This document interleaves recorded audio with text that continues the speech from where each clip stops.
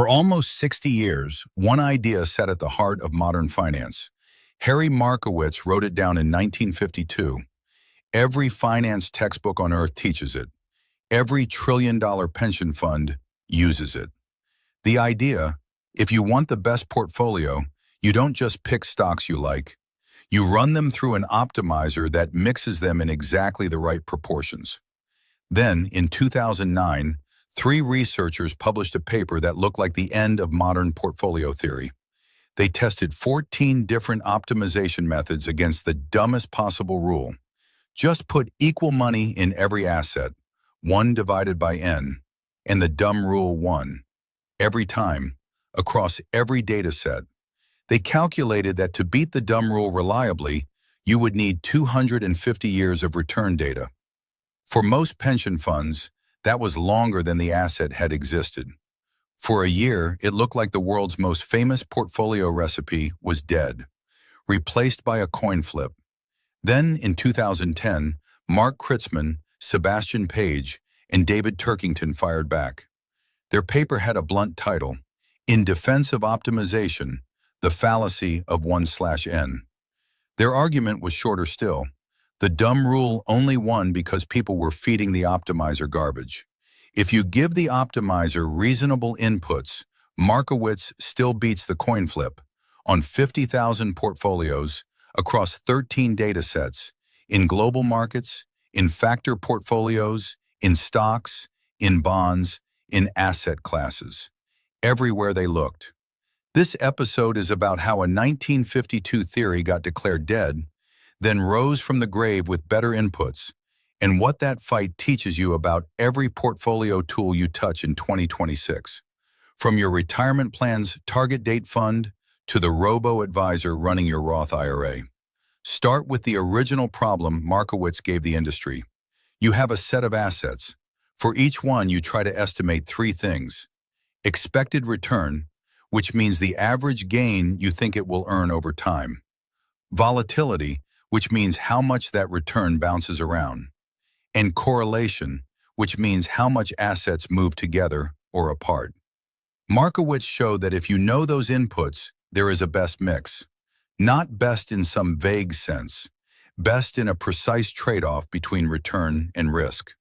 For any level of risk you are willing to bear, there is a portfolio with the highest expected return. That was powerful enough to earn a Nobel Prize. The seductive part was the machinery. Feed those estimates into a computer, press go, and the machine gives you weights. Not rough guesses, exact percentages. It looks scientific. It feels objective. And for decades, it became the default language of professional asset allocation. But there was always a weakness lurking in the background. The optimizer can only work with the information it is given. If your expected returns are wrong, the portfolio can become absurd. A tiny error in one forecast can push the model into a huge bet. That is why critics called it error maximization. The machine does not create the mistake, it amplifies it. So by the late 2000s, researchers had spent years looking for the optimizer's breaking point. In 2009, Victor de Miguel, Lorenzo Garlapi, and Rahman Upal appeared to find it. They compared 14 portfolio optimization methods against a rule so simple it almost sounds like a joke. Equal weight everything. If there are 25 assets, put 4% in each. No forecasts, no covariance matrix, no optimization. Just divide the money evenly. The result was explosive. Across 7 datasets, the equal weight rule held up better than the optimized portfolios. It was not beaten on Sharpe ratio, which is return adjusted for volatility. It was not beaten on certainty equivalent return, which is a way of translating risk and reward into one utility number. It was not beaten on turnover, which matters because higher trading means higher cost. Then came the line that made the paper famous. To beat equal weighting reliably in a 25-asset portfolio, classical optimization would need around 3,000 months of data. That is 250 years. With 50 assets, the data requirement looked even worse. The implication was devastating. If the inputs needed to make optimization work cannot be estimated in the real world, then the whole exercise may be futile. That was the mood Kritzman, Page, and Turkington stepped into in 2010. Was 6 decades of portfolio theory really less useful than splitting money into equal piles? Was the great machine of modern finance just theater? Their first move was not to dismiss the critique. They took it seriously. They studied the earlier paper carefully. Then they expanded the test. Instead of 7 datasets, they used 13. These covered industry portfolios, country equity markets, global asset classes, style and factor portfolios, and individual stocks. In total, the data included more than 1,028 return series. That breadth mattered. It meant no single market quirk could dominate the answer. From those datasets, they built more than 50,000 portfolios. Crucially, they judged them out of sample. That means the portfolio was formed using one set of data, then tested on later returns the model had not seen. That is the standard that matters. Any method can look good on the past it was trained on. The question is whether it survives contact with the future. They tested 3 optimization approaches. The first was minimum variance. This is the stripped-down version of optimization. It ignores expected returns completely. It asks only one question: what combination of assets produces the lowest overall volatility? In formal terms, you minimize W transpose times sigma times W, subject to the weights summing to 1. W is the vector of portfolio weights. Sigma is the covariance matrix, which contains variances and correlations. In plain English, you are trying to find the smoothest ride. The second approach was full mean variance optimization using long-term expected returns. That means expected returns were not estimated from the last few years.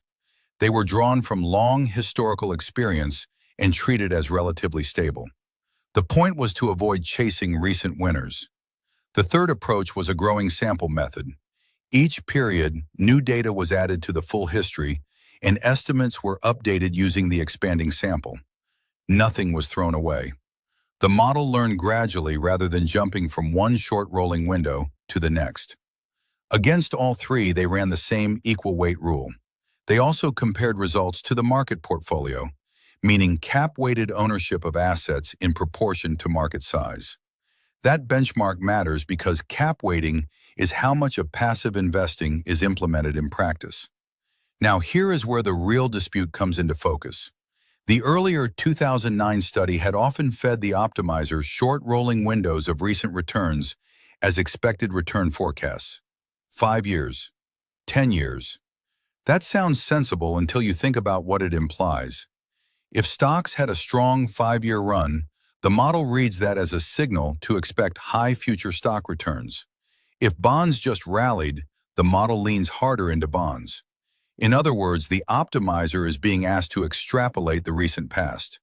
When the regime changes, those bets blow up. Kritzman, Page, and Turkington argued that this was not a failure of optimization. It was a failure of forecasting. The optimizer did exactly what it was told. The bad result came from feeding it a noisy, unstable estimate and then blaming the machine for acting on it. Once they changed the inputs, the picture flipped. Across those 13 datasets and more than 50,000 out-of-sample portfolios, optimized strategies beat the 1 divided by n rule systematically. They beat it on raw returns. They beat it on risk-adjusted returns. They beat it across industries, countries, factors, stocks, bonds, and mixed asset classes. One result stands out. Minimum variance, the simplest optimizer of all, beat equal weight in most cases. That matters because minimum variance does not even use expected returns. It only needs covariances. So if equal weighting truly dominated optimization in general, minimum variance should have failed too. It did not. That was the paper's sharpest rebuttal. There is real information in the covariance structure of markets. Assets do not just have returns, they have patterns of co-movement. Some offset one another, some amplify one another. And if you estimate those relationships sensibly, you can build a portfolio that is better diversified than equal weights. Full mean variance optimization also worked better when expected returns were treated sensibly, not as 5-year snapshots, as long horizon capital market assumptions. That is a term for long-run expected returns on broad asset classes like equities, bonds, credit, real estate, or commodities. These are the kinds of assumptions large institutions actually publish and use. So the famous 250-year claim began to look less like a law of finance and more like a mismatch between the question and the input. You do not need 250 years to know that equities have historically earned more than cash. You do need extraordinary luck to estimate that relationship well from a tiny recent sample. The problem was never that optimization requires impossible data. The problem was that one specific forecasting method was too noisy to support optimization. To see why this happens, it helps to look at the structure of the full model. Mean variance optimization tries to minimize W transpose times sigma times W minus lambda times W transpose times mu, subject to the weights summing to 1. Mu is the vector of expected returns. Lambda is a risk tolerance parameter. The first term measures portfolio variance. The second term rewards expected return. So the optimizer is balancing safety against opportunity. Now count the unknowns. With 25 assets, you need 25 expected returns. You need 25 variances. And you need 300 pairwise correlations. That is a lot of estimation. But one input is much worse than the others. Expected returns are notoriously noisy. A simple way to think about it is this. Stock returns fluctuate so much that even a decade of data leaves a huge margin of error around the average. The error can easily be as large as the risk premium you are trying to estimate. So if the expected return vector moves around wildly, the optimizer will react wildly. That is the source of those extreme portfolios critics hate. Minimum variance sidesteps that problem by dropping mu entirely. The optimization becomes just minimize W transpose times sigma times W, subject to the weights summing to 1. No expected return forecast, no risk aversion parameter, just volatility and correlation. You give up the attempt to target the highest expected return. In exchange, you remove the noisiest part of the system. Even then, sigma itself can be noisy, especially when you have many assets in limited history. That is why practical portfolio construction often uses shrinkage. A shrunk covariance matrix is estimated as alpha times F plus 1 minus alpha times S. S is the raw sample covariance matrix from the data. F is a cleaner target structure, like a simple factor model or a matrix with more stable relationships. Alpha is the blending weight between them. Shrinkage pulls unreliable estimates toward a more stable center. It reduces the odds that the optimizer mistakes random noise for a durable pattern. That combination turned out to be the practical lesson. Optimization is not dead, but raw optimization with unstable inputs is dangerous. Use long horizon expected returns. Use a regularized or shrunk covariance matrix. And if you are unsure about return forecasts, use minimum variance. Now watch what this buys you in the real world. If someone presents a beautiful backtest built on 5-year rolling expected returns, be skeptical. That setup almost guarantees the optimizer will chase whatever has just done well. The resulting failure says little about optimization and a great deal about momentum masquerading as forecasting. By contrast, most serious asset allocators use long-run capital market assumptions. BlackRock, Vanguard, Goldman Sachs, J.P. Morgan, and others publish them every year. These are long-horizon estimates for broad asset classes. They are not perfect, but they are grounded in decades of evidence rather than the last hot streak. That is much closer to the input standard Kritzman, Page, and Turkington were defending. The same logic shows up in minimum volatility products. Low volatility ETFs are essentially packaged versions of minimum variance construction. They are not trying to predict which stock will soar next quarter. They are trying to assemble combinations of stocks whose overall path is less turbulent. That is the covariance signal being turned into a product. Constraints matter too. In unconstrained form, an optimizer can produce extreme weights, including large short positions or concentrated bets. Add simple restrictions and the behavior improves dramatically. No shorting, no leverage, caps on single position size. These do not make the model less scientific, they make it more robust. They stop small estimation mistakes from turning into giant exposures. That is also why modern automated portfolio services tend to look boring. Under the hood, they typically combine long horizon expected returns, regularized risk estimates, and sensible constraints. Then they rebalance occasionally and manage taxes. If the resulting portfolio looks calm and moderate, that is not a sign the optimizer failed. It is a sign it was implemented properly. For an ordinary investor, the practical version is straightforward. Use a modest set of broad, low-cost funds. Diversify across equities and bonds, and possibly real estate or commodities if there is a clear reason. If you optimize, use long-run assumptions, not trailing 5-year averages. Set limits so no single asset dominates. Rebalance once or twice a year, not every week. The goal is not a dramatic portfolio. It is a